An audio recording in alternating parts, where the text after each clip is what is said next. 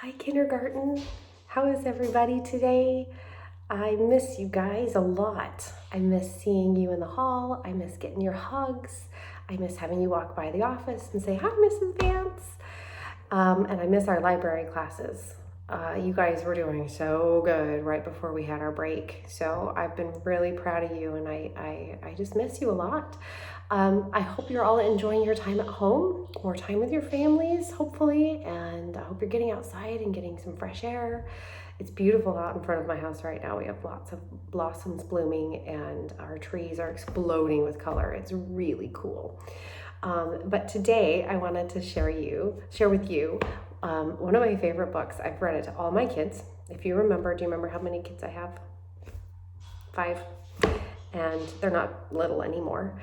My oldest is in 12th grade, and then they all go down from there. My youngest is in 3rd grade. But when they were little, I used to read them this book.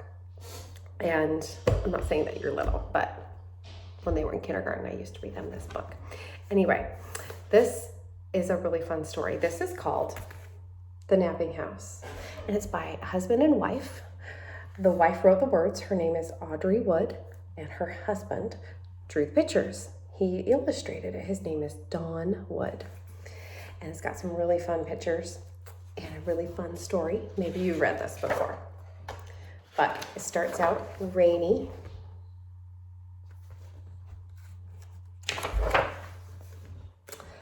There is a house, a napping house, where everyone is sleeping. And in that house, there is a bed, a cozy bed in a napping house where everyone is sleeping. Look at that picture. There's lots of other people in this room.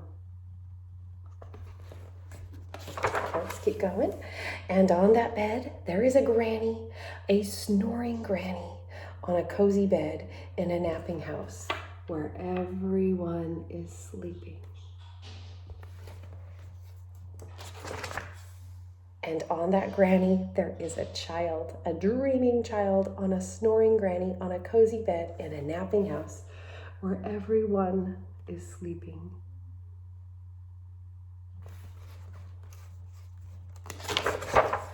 And on that child, there is a dog, a dozing dog on a dreaming child, on a snoring granny, on a cozy bed in a napping house where everyone is sleeping.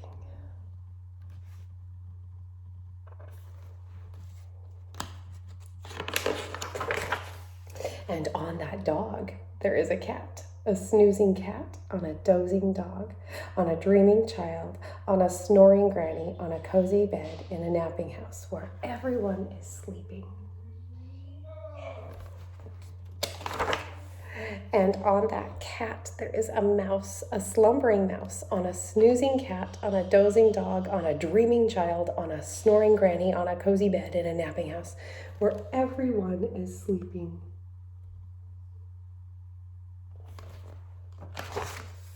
And on that mouse, there is a flea. I'm going to try to get close there. Can you see on top of the mouse? There is a flea. Can it be a wakeful flea? On a slumbering mouse, on a snoozing cat, on a dozing dog, on a dreaming child, on a snoring granny, on a cozy bed in a napping house where everyone is sleeping. A wakeful flea who bites the mouse. Do you see the mouse right there? He's flying in the air. Who scares the cat. Who claws the dog. Who thumps the child. Who bumps the granny. Who breaks the bed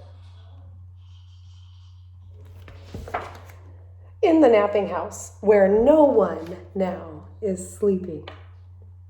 See them playing in the front yard in the sunshine? Isn't that a cute book? I love that book.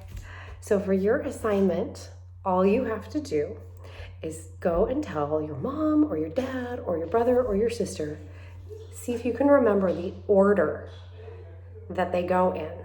Starting with you can go either way. You can go from the granny to the flea, or you can start from the flea and go backwards to the granny. But I want you to tell me what order the characters came in, or backwards order.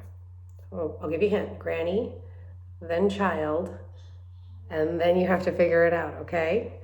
And so once you've done that, all your mom or dad have to do is just send me an email and say that you've done the assignment. And if you want to send me a picture of you doing school too, I'd love to see you, but you don't have to. But I'd still love to see you.